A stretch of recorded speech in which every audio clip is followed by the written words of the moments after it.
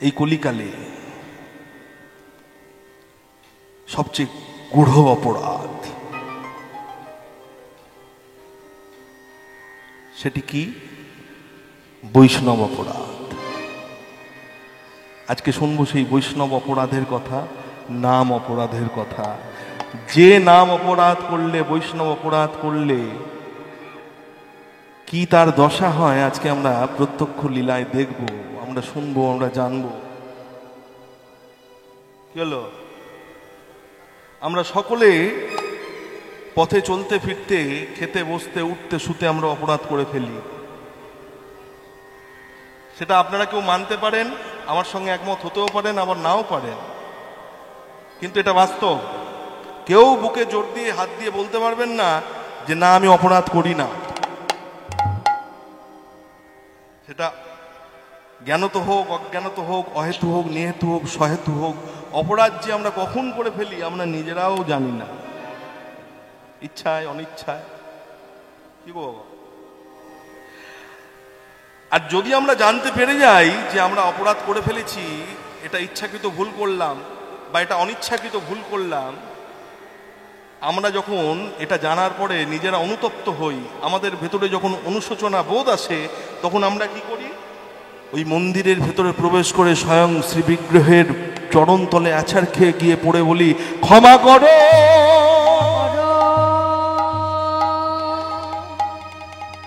ক্ষমা করো, ক্ষমা করো। এই বাধা দিলেন পাশ থেকে, কার চরণ তলে পড়ে ক্ষমা করো ক্ষমা করো বলছো? হ্যাঁ, তুমি কি জানো যার চরণ তলে পড়ে ক্ষমা করো ক্ষমা করো বলছো, উনি নিজে স্বয়ং অপরাধী? কি বলছেন আপনি? আপনি ভুল কথা বলছেন। আরে গো কোটি দানে গ্রহণে চোকাশি, মাগে প্রয়াগে কোটি কল্পবাসী, সুমেরু সমতুল্য হিরণ্য দানে, নহি তুল্য নহি তুল্য আমার গোবিন্দ নামে। যে গোবিন্দ নামের কোনো তুলনা হয় না, যার নামের শেষ নেই, রূপের শেষ নেই, গুণের শেষ নেই, অনন্ত অনন্তময়, তিনি আবার অপরাধ করে? করে। প্রমাণ দাও, প্রমাণ। প্রমাণ চাইছো? স্বয়ং ভগবান অপরাধ করে কিনা? এই তাহলে আমার প্রশ্নের উত্তর দাও, বলো তো স্বয়ং নারায়ণের বক্ষে ওই পদচিহ্নটা এলো কোথার থেকে?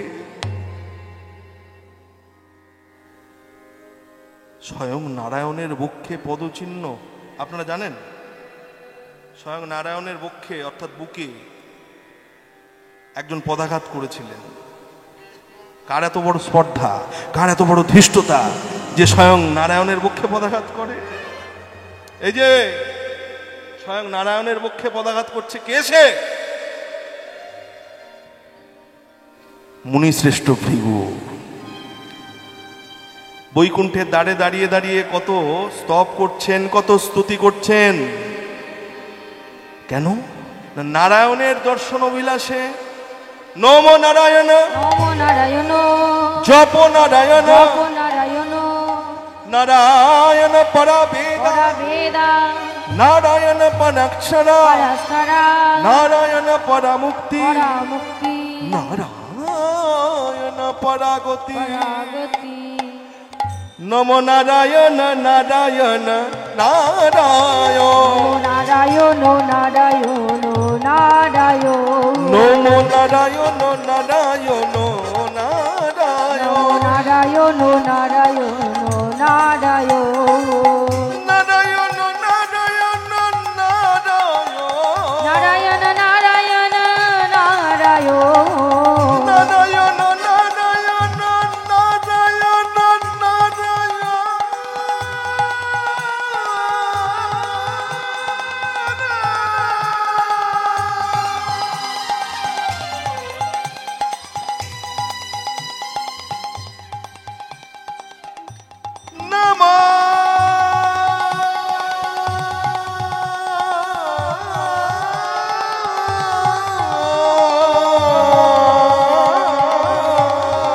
নম নারায়ণ নারায়ণ নারায়ণ, নারায়ণ নারায়ণ নারায়ণ, নারায়ণ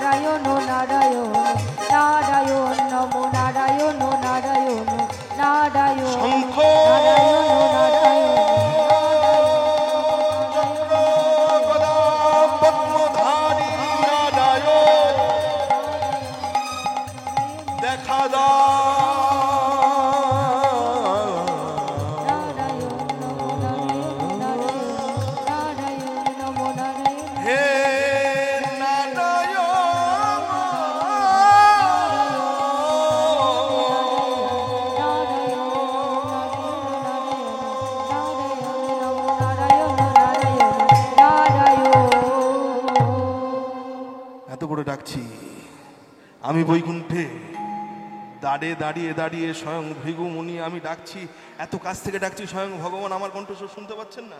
কি করছেন দেখতে হয়তো মনে মনে কৌতূহল বশত, যেই না বৈকুণ্ঠের অন্দরমহলে পাটা রেখেছে গোমায়,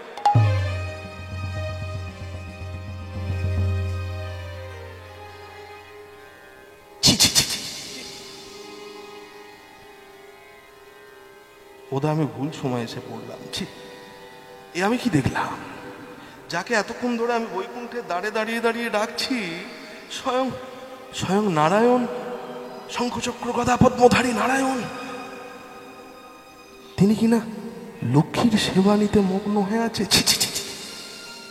এ আমি কি দেখলাম? না, বড় ভুল সময় আসা হয়ে গেছে আমার। না, ফিরে যাই আমার শ্রেয়। এই বলে যেই না এক পা দুপা করে আবার পিছন দিকে পদচারণা করেছেন,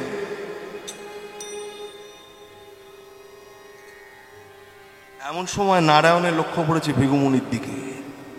যেই না লক্ষ্যটা পড়েছে, সঙ্গে সঙ্গে লক্ষ্মীকে ডেকেই বলছে, লক্ষ্মী লক্ষ্মী লক্ষ্মী, ওঠো লক্ষ্মী, ওঠো লক্ষ্মী, বিলম্ব করো না লক্ষ্মী, তাড়াতাড়ি ওঠো লক্ষ্মী, তাড়াতাড়ি ওঠো লক্ষ্মী, বিলম্ব করো না। দাঁড়ে দেখো কে এসছে, স্বয়ং ভৃগুমুনি। বিলম্ব করো না, স্বর্ণপাত্র করে জল নিয়ে এসো, মুনিবরের চরণ দুখানা ধৌত করে দাও, না জানি মুনিবর প্রধান্বিত হয়ে কি না কি অভিশাপ দিয়ে দেবে। ওরে বাবারে, ভৃগুমুনি বলে কথা, বিলম্ব করো না লক্ষ্মীটি আমার, যাও লক্ষ্মী। যেই না ভৃগুমুনি এসব কথা আবার পুনরায় না কানে শুনেছে, সঙ্গে সঙ্গে ছুটতে ছুটতে এসে তোমার তোমার চৈতন্য,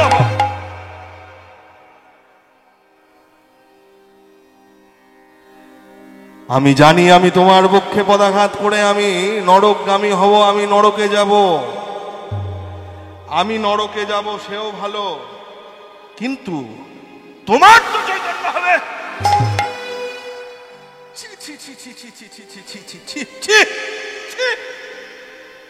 কি শিক্ষা দিচ্ছ তুমি?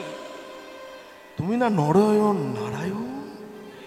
যে অয়ন শব্দের অর্থ হলো জল, যে জল পান করে মানুষ জীবন ধারণ করে, তুমি জীবের ধারণ কর্তা, পালন কর্তা, সৃষ্টিকর্তা। তুমি জীবের ধারণ কর্তা, পালন কর্তা, সৃষ্টিকর্তা, তুমি জীবের চৈতন্য দাতা। আরে তুমি জীবের চৈতন্য দাতা হয়ে নিজেই চৈতন্য হারা হয়ে যাচ্ছ। তুমি ভুলে গেলে তোমার স্ত্রীর সেবায় এতটাই মগ্ন হয়েছিলে, এতক্ষণ ধরে বাইরে দাঁড়িয়ে দাঁড়িয়ে বৈকুণ্ঠের দ্বারে দাঁড়িয়ে দাঁড়িয়ে তোমায় ডাকছি, আমার ডাক তোমার কানে গিয়ে পৌঁছলো না? হ্যাঁ, আরে এত কাছ থেকে ডেকে ডেকে যদি আমি তোমার ডাকে সাড়া না পেয়ে ফিরে যাই, আমাকে যদি ফিরে যেতে হয়, তাহলে ওই ধুলোর মানুষগুলো, ওদের ডাক তোমার কানে গিয়ে পৌঁছাবে কি করে? ওদের সংসারে কত সকাল থেকে নাই নাই দাও দাও খাই খাই, কত অভাব, কত অভিযোগ, কত বিপদ, কত আপদ, কত সংকট, এত কিছুর মধ্যে থেকেও ওরা যখন শয়নে যায়, রাত্রিবেলা যখন শয্যায় বিছানায় যায়, তখন তোমার নাম নিতে ভোলে না, ওরা বলে শয়নে পদ্মনাভ। আর তুমি জীবের চৈতন্য দাতা হয়ে তুমি এহেন কর্মটা করতে পারলে? হ্যাঁ, ছি ছি ছি প্রভু। এতক্ষণ তো ভৃগুমুনি বলল, আস্তে। এবার স্বয়ং নারায়ণ কি বলছে শুনো। মুনিবর, মুনিবর, না জানি আমার এই কঠিন পক্ষে আপনি পদাঘাত করেছেন, না জানি আপনার এই কোমল চরণটায় কত না লেগেছে মুনিবর। ভৃগুমুনির চরণখানা বক্ষের কাছে ধরে হাউ হাউ করে কাঁদছে স্বয়ং নারায়ণ, বৈকুণ্ঠাধিপতি নারায়ণ।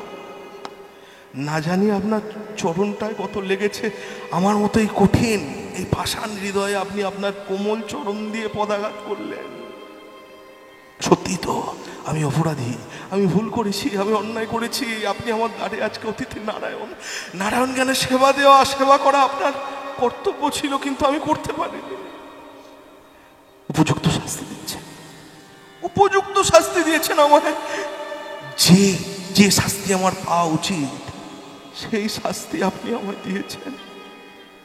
তবে শুনুন মুনিবর, আজকে যে চরণ চিহ্ন আপনি আমার বক্ষে অঙ্কন করে দিলেন, আমি কথা দিলাম এই চরণ চিহ্ন আমি জন্ম জন্মান্তরের জন্য আমার বক্ষে ধারণ করে রাখবো, কোনদিনের জন্য মুছে ফেলবো না। কেন জানেন? যদি আবার আজকের মতো দিনটা আসে কোনোদিনও, যদি আবার একই ভুল কোনোদিনও করতে বসি, তবে আজকের কথাটা আমার সেই দিন স্মরণ হয়ে যাবে।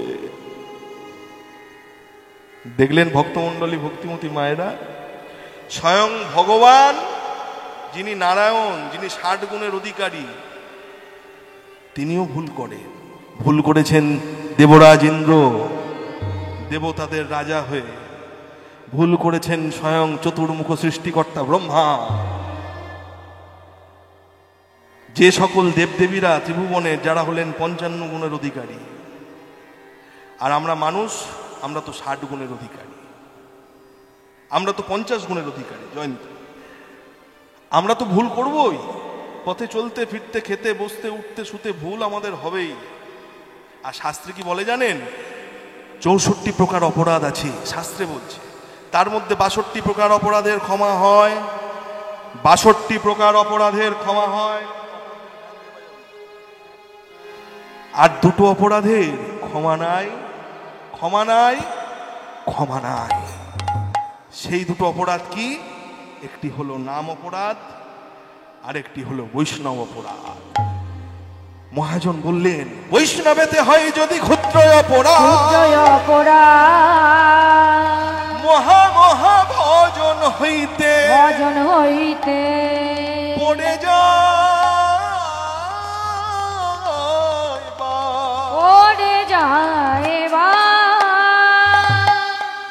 কি বললো? যে দুটো অপরাধের ক্ষমা নেই, একটি হলো নাম অপরাধ, আর একটি হলো কি বললাম? বৈষ্ণব অপরাধ। বৈষ্ণব চিনিতে না রে দেবেরও শকতি। যে বৈষ্ণবকে স্বয়ং দেবতারাও চিনতে পারেন না, সেই বৈষ্ণব। তবে যাই তাই বৈষ্ণব না। এখনকার দিনে অনেক বৈষ্ণব দেখা যায় পথে চলতে ফিরতে মাথায় শিখা, গলায় ২-৪-৬টা মোটা মোটা মালা তুলসীর, হাতে ঝোলা, নামের ঝোলাটা নিয়ে হরে কৃষ্ণ হরে কৃষ্ণ, এদিকে হ্যালো, তার মধ্যে ওদিকে ওর সাথে দুটো কথা, আবার একটু ফাঁক পেলে হরে কৃষ্ণ, কি জানি এটা হচ্ছে।